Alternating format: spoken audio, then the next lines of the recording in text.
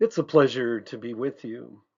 The title of this talk is Environmental Public Health Practice, Part 1, Introduction. There are no disclosures for this presentation. Objectives include discuss the link between the environment and the study of ecology. Review the environmental goals of Healthy People 2030. Review the scope of environmental health. Review key environmental health impacts. Discuss environmental risk and demographic transitions. Discuss population and the environment. Discuss urbanization and the environment. Discuss carrying capacity. Discuss food insecurity. Review childhood marasmus and kwashiorkor. Let's start this session with two key definitions. The term environment is defined in several ways, including the circumstances, objects, or conditions by which one is surrounded. It's also been defined as the complex of physical, chemical, and biotic factors, such as climate, soil, and living things that act upon an organism or an ecological community and ultimately determine its form and survival, and the aggregate of social and cultural conditions that influence the life of an individual or community. Ecology is defined as the branch of biology that studies how organisms interact with their environment and other organisms. Both definitions and concepts are key to environmental public health practice. Understanding ecology is important for public health since people influence their environment and in turn are influenced by that environment. The 1959 book Mirage of Health by René Dubos provides an example of how ecology relates to human health by describing how microscopic fungus that destroyed the potato crop in Ireland in 1845 and 1846 caused a tuberculosis epidemic in eastern U.S. cities in the mid-19th century. International exploration and trade by Europeans after the 15th century brought a South American native plant, the wild potato, from the Andes to Ireland and elsewhere in Europe. Potatoes produced more calories per acre than wheat and therefore became a major food staple, particularly for poor families. In the early 1800s, a strain of potato fungus causing potato blight spread through the Americas and on to Europe in the 1840s, where because of an extreme lack of genetic diversity, the potato crops were devastated. This blight was particularly severe in Ireland due to the dependence of the poor on this single staple crop and resulted in a mass immigration from Ireland to the United States. Many of these immigrants took up residence in the crowded, unhealthy conditions of tenements of industrial cities along the Atlantic coast. These unhealthy living conditions resulted in the transmission of many contagious diseases, including tuberculosis. The dramatic increase of tuberculosis mortality in Philadelphia, New York, and Boston around 1850 can be traced in large part to the Irish immigrants who settled there. Dubos lists the multiple political, economic, and cultural causes for this epidemic, clearly demonstrating the impact of ecology on health. The environment or context in which people live influences how they live and their health outcomes, for better or worse. Public health attempts to maintain or create healthy environments in which people live and prevent or dismantle unhealthy ones to promote health and reduce morbidity, disability, and premature mortality. The way public health attempts to affect the environment or context is the story of public health practice and reflects public health ecological models. These models are not static but kinetic, changing as needed to respond to health problems predominant at the time. For example, where infectious diseases are predominant, models reflecting their spread and control are required, like the epidemiologic triangle. This model is not only useful for infectious diseases, but also for other health problems, chemical, physical, nutritional, etc., and includes traits of the host, environment, and agent to help understand and control an outbreak. For an infectious disease outbreak, the agent is a biologic or microbial organism, virus, bacterium, protozoan, prion, fungus, etc. The host is the organism that harbors the microbial agent. The environment includes all the factors that influence transmission of the agent or susceptibility of the host, and could be aspects of the natural, built, or social environment, including policies. Time attributes are particularly important for infectious outbreaks and include the time between exposure to the agent and illness onset, the incubation period. The time period an infected host is contagious to others, the time it takes to recover from illness, and the time it takes for an outbreak in a population to resolve. Prevention measures aim at disrupting the relationship between at least two of the triangle factors, agent, host, and environment. Friss and Sellers discussed the environmental factors to consider during an infectious disease outbreak. The external environment is a sum total of influences that are not part of the host and comprises physical, climatologic, biologic, social, and economic components. The physical environment includes weather, temperature, humidity, geologic formations, and similar physical dimensions. The social environment is the totality of the behavioral, personality, attitudinal, and cultural characteristics of a population. Both physical and social environments impact agents of disease and potential hosts, since the environment may either increase or decrease the survival of disease agents, influencing the transmission potential between agents and hosts. This is an important statement. The epidemiologic triangle model works well for most infectious disease outbreaks since they generally have a single agent, but it may not be as helpful for other diseases or health problems. The wheel of causation is another ecological model. Peterson notes, although it is not used as often as the epidemiological triangle model, it has several appealing attributes. For instance, the wheel contains a hub with the host at its center. For our infectious disease example, humans represent the host.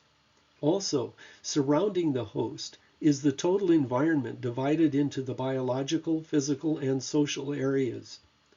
There are considerable interactions between the environmental areas. The wheel of causation illustrates the multiple etiologic factors associated with human infectious diseases. In general, every ecological model explaining health or poor health contains a set of distal causes related to the environment, like the physical, social, and biologic areas of the causation wheel, along with a set of proximal causes related to the individual, primarily behavioral. One of the major considerations in developing public health models is where to place the emphasis. Public health could focus efforts on changing individual behaviors directly, or on changing the environment in which individual behaviors occur. For example, after examining Dubow's description of the development of the tuberculosis epidemic of the 1850s in northeastern cities of the United States, public health might decide that tuberculosis could have been prevented by focusing on the sanitary behaviors of Irish immigrants to reduce person-to-person transmission of disease. Targeted behaviors might have included hand washing, housekeeping, food preparation practices, and so forth. Changing behaviors might also have included encouraging compliance through education or coercion through policies, rules, and laws. On the other hand, public health might decide that the tuberculosis epidemic could have been prevented by changing the social, political, or physical environments. If the cities to which the Irish emigrated had provided more healthful housing and working conditions, the Irish immigrants would not have been as susceptible to illness, including tuberculosis. They might have targeted the crowding and other relevant conditions in neighborhoods where immigrants came to live. So instead of motivating individuals to change their behavior through education, public health might argue that they could have changed the physical environment to reduce the spread of tuberculosis. Stepping further back in the causal chain, public health might decide that the political environment in Ireland should have been the focus of intervention. If England had provided aid to the Irish during the potato blight, the Irish would not have perished in such numbers, and survivors, poor and already weakened by famine, would not have sought immigration to the United States. Going back even further, public health might decide that the undiversified diet of the Irish should have been the subject of intervention. If the Irish food supply had been diversified, the potato blight would not have become a crisis for that population. Political decisions in England likely influenced the tuberculosis epidemic in the United States. A different political posture could have changed the environment and prevented this epidemic. Public health might decide that the answer is not either or, but both and. Yet to focus on both individual behaviors and environmental issues at the same time will require more resources, which may not be possible. With limited resources, which is not an unusual situation for public health, leaders may be forced to make difficult decisions and focus on one or the other target areas for interventions. There are essentially 6 eras of public health history. 1. Health protection. From antiquity to the 1830s, that focused on authority-based control of individuals and communities and prohibition of certain behaviors. 2. Hygiene movement. From 1840 to the 1870s, focused on implementation of sanitary control of infectious diseases. 3. Contagious disease control. From 1880 to the 1940s, focused on the application of infectious disease germ theory and techniques to control infections. 4. Filling medical care system holes. From the 1940s to the mid-1980s, focused on the integration of various disciplines to control infectious diseases, along with the modification of risk factors associated with chronic diseases. 5. Health promotion and disease prevention. From the mid-1980s to 2000, focused on clinical and population-based prevention of infectious and chronic diseases. 6. Population health. From 2000 to the present, focused on the coordination of public health and healthcare and shared evidence-based systems thinking to control and prevent infectious and chronic diseases. As can be seen, from the 1940s, there was a transition of public health to focus not only on the control and prevention of infections, but also chronic diseases. This shift resulted in the need for new ecologic models to address chronic diseases. Ecologic models must be flexible to address current health problems. An overarching goal of Healthy People 2030 is to promote healthier environments, to improve health by focusing on reducing people's exposure to harmful pollutants in air, water, soil, food, and materials in homes and workplaces. Healthy people environmental goals include reduce exposures to bisphenol A, perchlorate, lead, mercury in children, and arsenic. Reduce heat-related disease and deaths. Increase the proportion of people whose water supply meets Safe Drinking Water Act standards. Reduce the amount of toxic pollutants released into the environment. Reduce health and environmental risks from hazardous sites. Reduce the number of days people are exposed to unhealthy air. Increase the proportion of schools with policies and practices that promote health and safety. Increase mass transit trips to work. The physical and social environments play a major role in the health of individuals and communities. The physical environment includes the air, water, and soil through which exposure to chemical, biological, and physical agents may occur.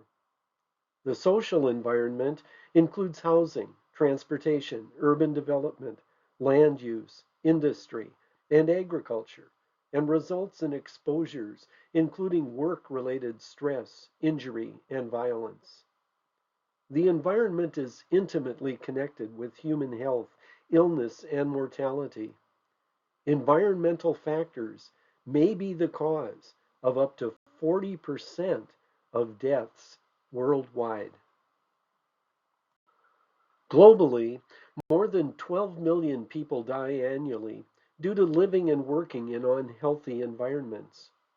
The elderly, those with disabilities and chronic diseases, pregnant women and children, and people who live in lower income or developing countries are at greater risk of environmental hazards than the general public.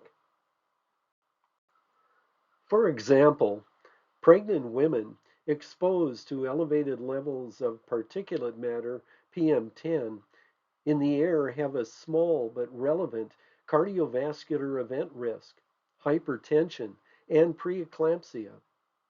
PM10 is any particle in the air with a diameter of 10 micrometers or less and includes smoke, dust, soot, salts, acids, and metals. Exposure to air pollution in pregnancy is associated with preterm birth and low birth weight, both of which increase the risk of asthma in children. Maternal lead exposure can lead to neurodevelopmental defects, mental retardation, cognitive impairment, autism, and attention deficit hyperactivity disorder, ADHD, in their children. Lead poisoning in early life results in mild to moderate mental retardation in approximately 600,000 children a year.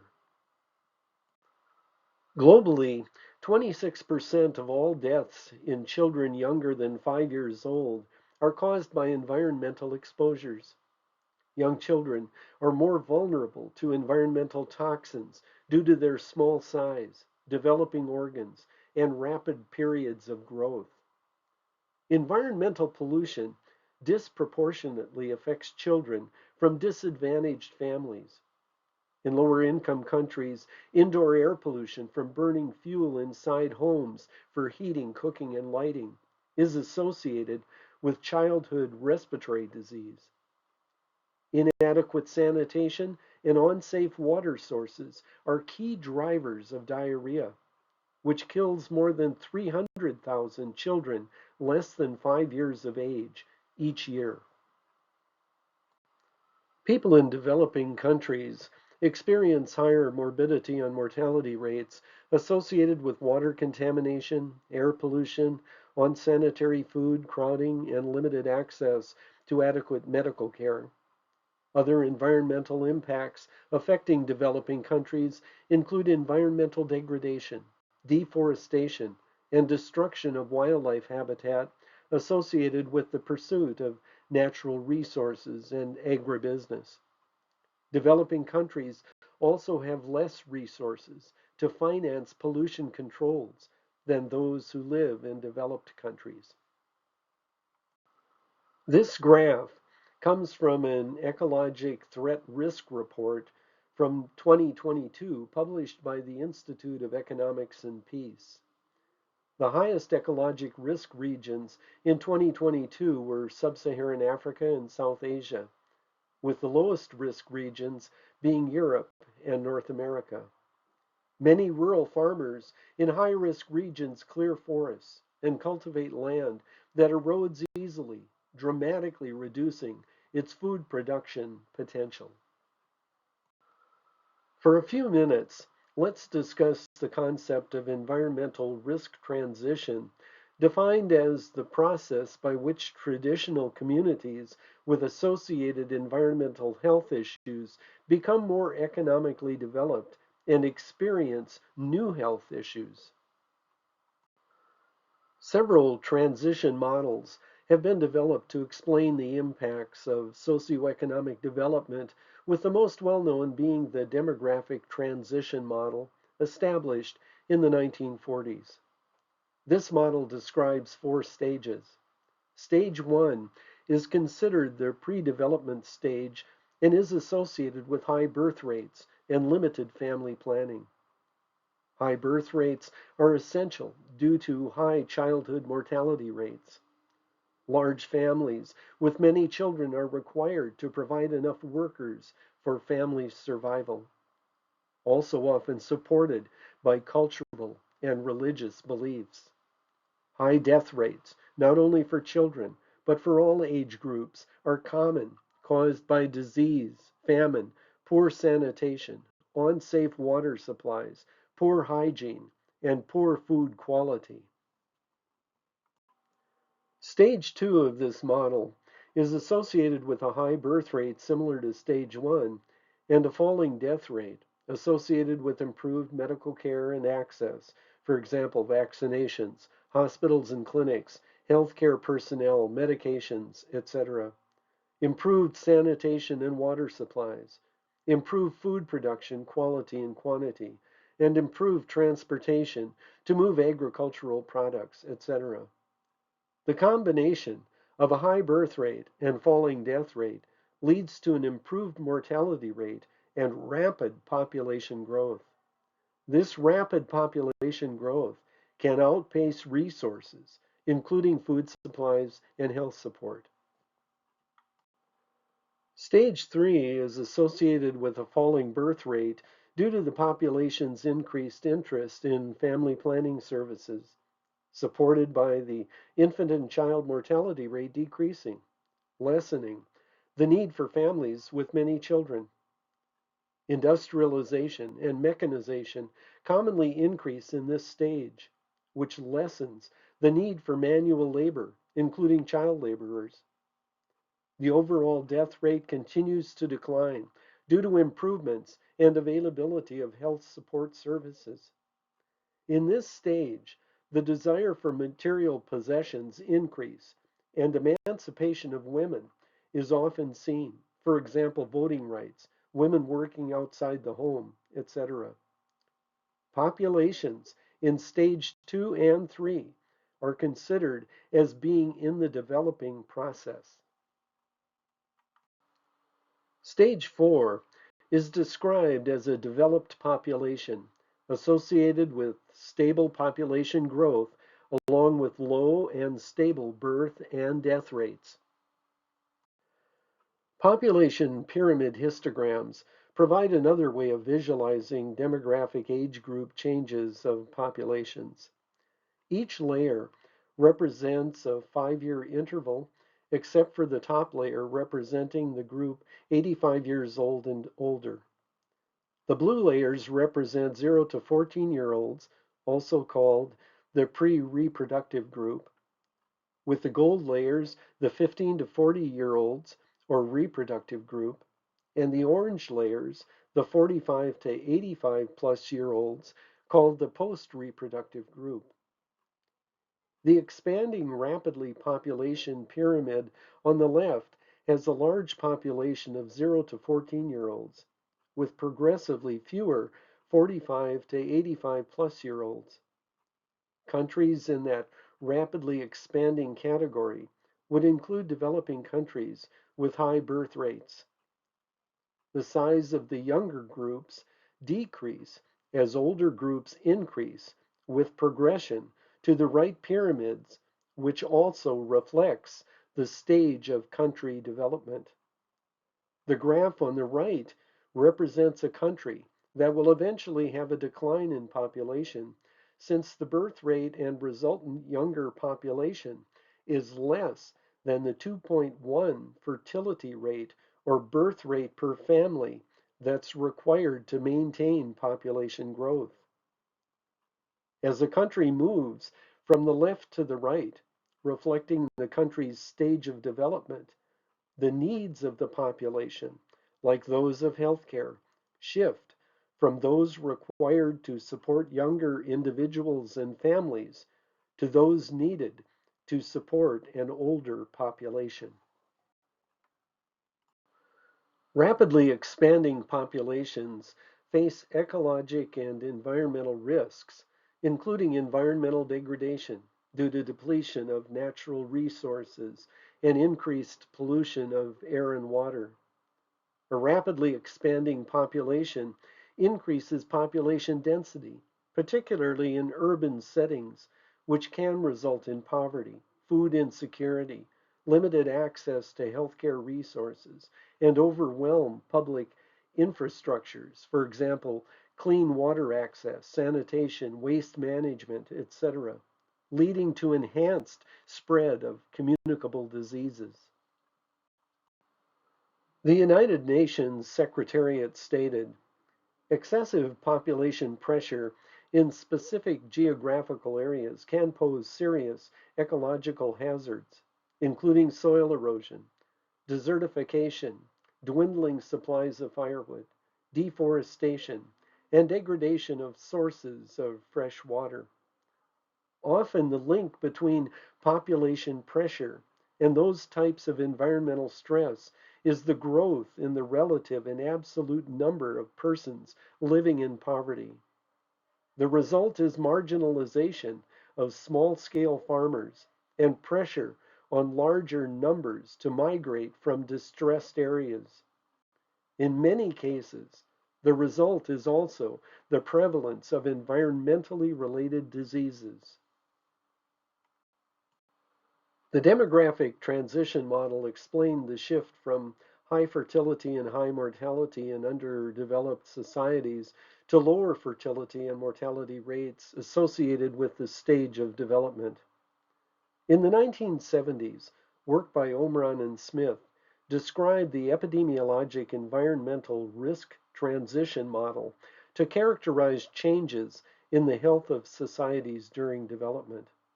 Omran defined two environmental transition risk categories of illnesses and injuries that cause disease and death: traditional and modern. Traditional risks included infectious, nutritional, perinatal, and maternal causes of disease and death, which tend to be more local, acute, or immediate. Modern risks included cancer, heart, neuropsychiatric, chronic lung, diabetes, and congenital causes, which tend to be more global, delayed, and chronic. As traditional risks decrease with development, modern risks increase. The combination of traditional and modern risks are experienced in the central developing area of the graph, which can tax healthcare and public health systems as they attempt to address both of those risk categories at the same time. With further development, transitional risks decline and modern risks dominate. Understanding this environmental risk transition is important for public health and healthcare strategic planning. Epidemiologic tracking of environmental population risks by public health is key to inform environmental health policies, advocacy, and lobbying efforts. Environmental risks impact developing and developed countries. Ecologic and environmental risks for developed countries include climate change, pollution, resource depletion, and biodiversity loss. Developed countries disproportionately contribute to these environmental risks. Collaborative efforts, including both developing and developed countries, will be required to address the traditional and modern environmental risks facing humankind. The human population on Earth has been increasing exponentially as demonstrated on this graph. The world's population reached 1 billion people by 1800. It took another 122 years to reach 2 billion, then 37 years to reach 3 billion, 15 years to reach 4 billion, 13 years to reach 5 billion, and 12 years to reach 6 billion. As of 2024, the world's population climbed to over 8 billion people. This chart presents the distribution of the world's population by region.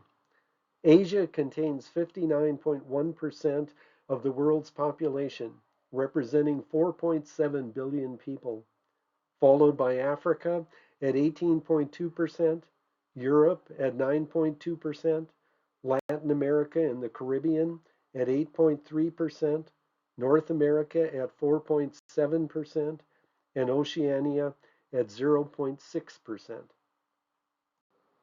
The rapid global population growth is attributed to a number of factors, including increased fertility, decreased death rates, and migration. Rapid population growth can overwhelm available resources, causing homelessness, food scarcity, and disease outbreaks, etc. It can also result in deforestation of large areas and urbanization. Urbanization brings both opportunities and challenges. Environmental risks associated with urbanization include air pollution, water quality and access issues, waste management hazards, flash flooding, and loss of green spaces. Automobile exhaust, industrial emissions, and other sources contribute to poor air quality in urban areas. Insufficient water availability and inadequate waste disposal systems can lead to water pollution and scarcity. Urban development can enhance the risk of flash flooding, since paved surfaces reduce water absorption and increase runoff during heavy rains. Pollution and physical barriers in urban areas lead to less tree cover and reduce green spaces. Trees play a crucial role in mitigating pollution and providing habitat for wildlife. Population dynamics refer to variables that influence the demographic composition, including factors that contribute to population growth and decline and include, as previously mentioned, fertility, mortality or death rates, and migration. Let's discuss fertility for a few minutes. Fertility is often measured by the total fertility rate, TFR, which is the average number of children a woman would have in her lifetime. The natural population replacement total fertility rate is 2.1, as mentioned previously. This graph shows some global fertility rates, with the highest rates seen in developing countries, including those on the African continent and Afghanistan, ranging from 5.1 to 7.1. Developed countries, including Australia, France, the United States, United Kingdom, China, Germany, Spain, Japan, and Singapore, have fertility rates ranging from 1.3 to 1.9, less than the population replacement rate of 2.1, meaning that these populations will eventually decline unless influenced by other factors like migration. Let's now briefly consider mortality's impact on population dynamics. As illustrated on this graph, there were declines in mortality rates from 1950 to 2018. Starting in 2019, the global mortality rates rose above 0% annual change, likely significantly influenced by the COVID-19 pandemic. The United Nations project that the mortality rate will continue to be above 0% annual change estimated out to 2100, though declining from a peak expected in about 2035. The reductions from 1950 to 2018 were influenced by public health improvements, famine control measures, vaccines, and medications. This graph shows that globally the number of people migrating has been climbing from 1995 to 2019, with 272 million, or 3.5% of the world's population, migrating in 2019. Migration is caused by several factors: economics, searching for better economic opportunities; environmental factors, climate change, natural disasters, environmental degradation, etc.; conflict and violence, civil wars, political instability; social and cultural factors, family situations, cultural ties, etc.; demographic factors, population attributes, education, work opportunities, etc.; technological advancements, improved transportation, communication technologies, etc.; health and healthcare, healthcare services and access; government policies and regulations; immigration policies, visa restrictions, border policies, etc.; education and research, higher education and research opportunities; and urbanization, employment, education, improved living conditions. Throughout human history, the process of urbanization has been progressively accelerating. Beginning at roughly 10,000 BCE, humans were able to form small permanent settlements due to improvements in agriculture and transportation. Cities of more than 100,000 started appearing in the 8th century BCE. In 1800, less than 3% of the world's population was living in cities of 20,000 or more, increasing to approximately 25% of the population by the mid-1960s. A megacity is defined by populations of at least 10 million people. At the beginning of the 21st century, there were 25 megacities in the world, the largest of which is Tokyo, with a population of 27.9 million people. The two megacities in the United States are New York with 16.6 million and Los Angeles with 13.1 million people. Megacities contain approximately 4% of the world's population. Megacities have major environmental impacts, including energy demands, potable water, construction materials, food supply, sewage processing, and solid waste disposal. In recent decades, there has been a marked migration of populations from rural to urban areas, as demonstrated in this graph covering 1960 to 2021.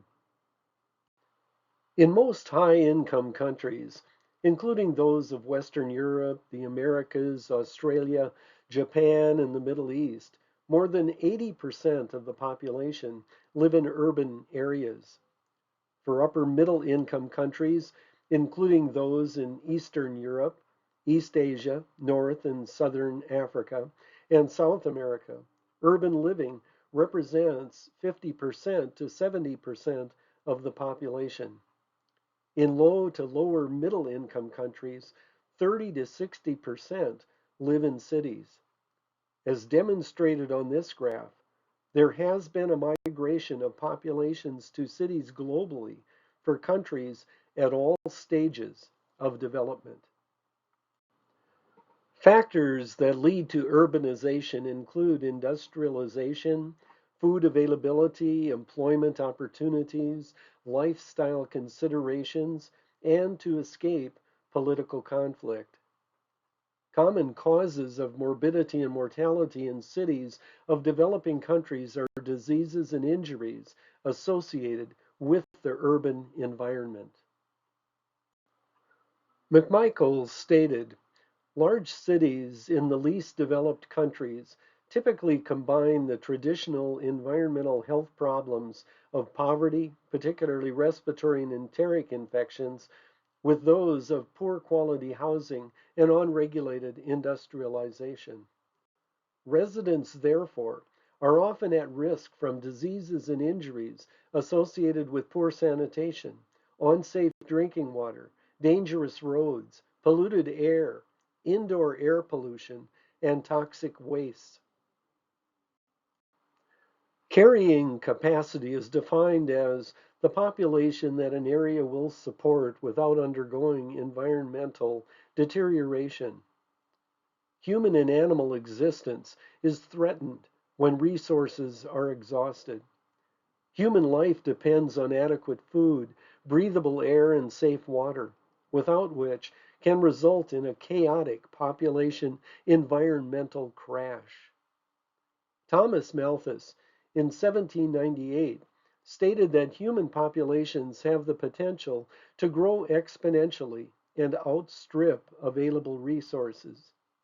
He described checks on excessive population growth that include disease epidemics, starvation, and warfare, but also implied that public health preventive measures to control population growth would obviously be a better option. History records incidents of crashes caused by environmental degradation, including that in Mesopotamia from approximately 5,000 years ago. That renowned civilization likely collapsed due to agricultural practices that caused soil erosion, salt buildup, and irrigation channel disruptions due to silt. Another example of an environmental crash would be the overly crowded cities of medieval Europe that were devastated by the Black Plague and other infectious diseases due to horrible ecologic and environmental conditions. Let's discuss food insecurity for a few minutes. Food insecurity is the condition of not having access to sufficient food or food of an adequate quality to meet one's basic needs. There are several ways to classify food insecurity. The Integrated Food Security Phase Classification (IPC) was developed by an international group of health-related organizations listed on this slide, including the World Bank, World Food Program, Oxfam, UNICEF, the World Health Organization, Save the Children.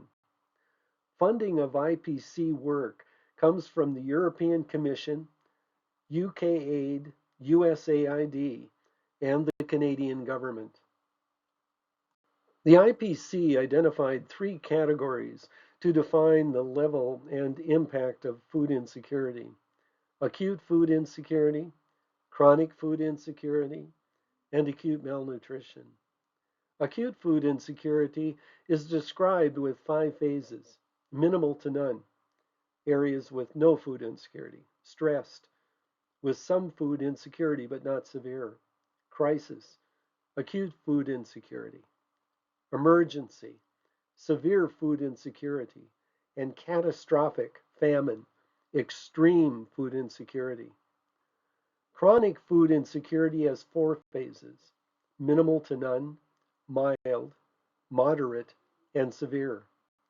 Acute malnutrition has 5 phases: acceptable, alert, serious, critical, and extremely critical. Approximately 2.3 billion people, or 29.3% of the world's population, were moderately or severely food insecure in 2021, with 11.7% of the global population, or 924 million people, experiencing severe food insecurity. Food insecurity increased by 18% during the COVID-19 pandemic, adding 350 million more people to those identified as food insecure. There is a gender disparity for food insecurity. In 2021, 31.9% of women in the world were moderately or severely food insecure, compared to 27.6% of men. In 2022, around 258 million people in 58 countries faced acute food insecurity at crisis or worse levels. Progress is being made globally on breastfeeding, with nearly 44% of infants under 6 months of age being exclusively breastfed worldwide in 2020.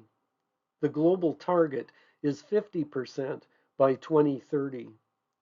Of great concern is the fact that 2 in 3 children are not fed the minimum diverse diet they need to grow and develop to their full potential. There are 2 forms of severe malnutrition that primarily affect children: marasmus and kwashiorkor. Marasmus is severe undernutrition associated with a deficiency of all macronutrients, including carbohydrates, protein, and fat. Marasmus presents as visible wasting or emaciation due to the loss of fat and muscle, a face that appears old, dry, loose skin, dry, brittle hair, hair loss, lethargy, apathy, weakness, and weight loss of more than 40%, with a body mass index BMI of less than 16. Kwashiorkor is caused by severe protein deficiency, resulting in fluid retention or edema and a swollen, distended abdomen. Children with kwashiorkor may have food to eat, often high in carbohydrates, but lacking adequate protein.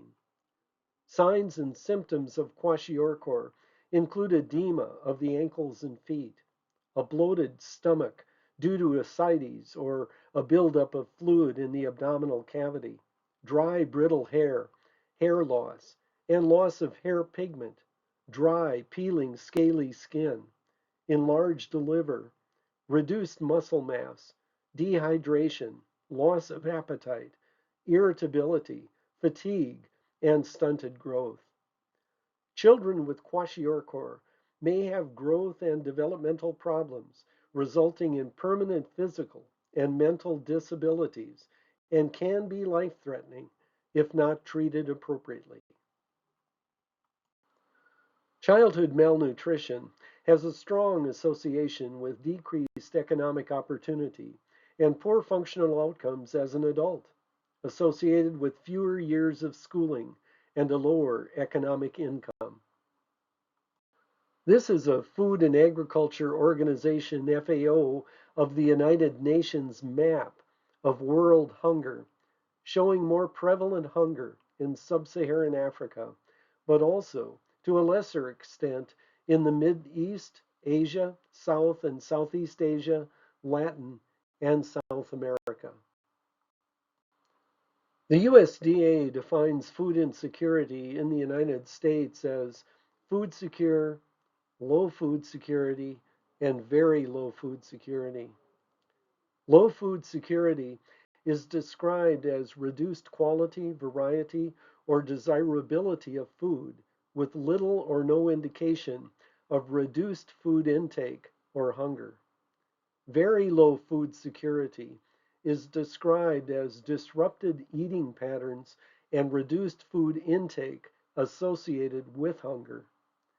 In 2022, 87.2% of U.S. households were food secure, 12.8% food insecure, 7.7% in the low food secure category, and 5.1% into the very low food secure category. This slide looks at the food security of adults and children in households with children in 2022.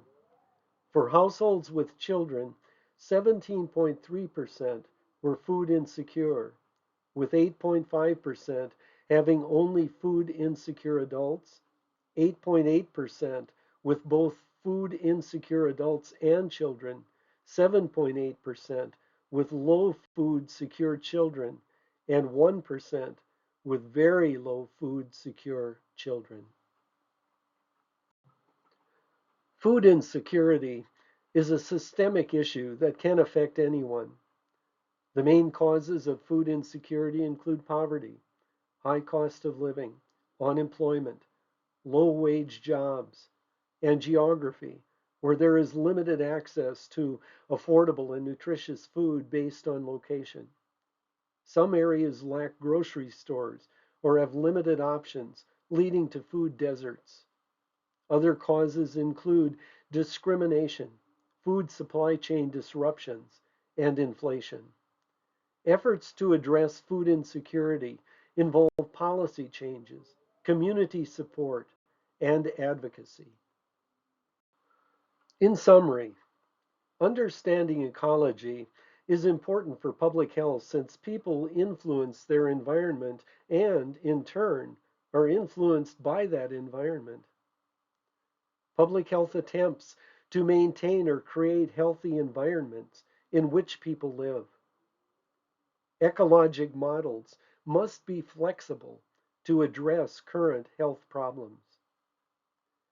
An overarching goal of Healthy People 2030 is to promote healthier environments to improve health. Environmental factors may be the cause of up to 40% of deaths worldwide.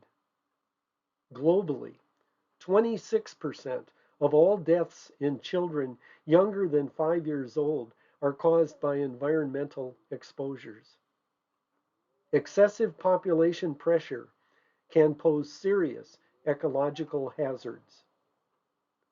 Approximately 2.3 billion people, or 29.3% of the world population, were moderately or severely food insecure in 2021.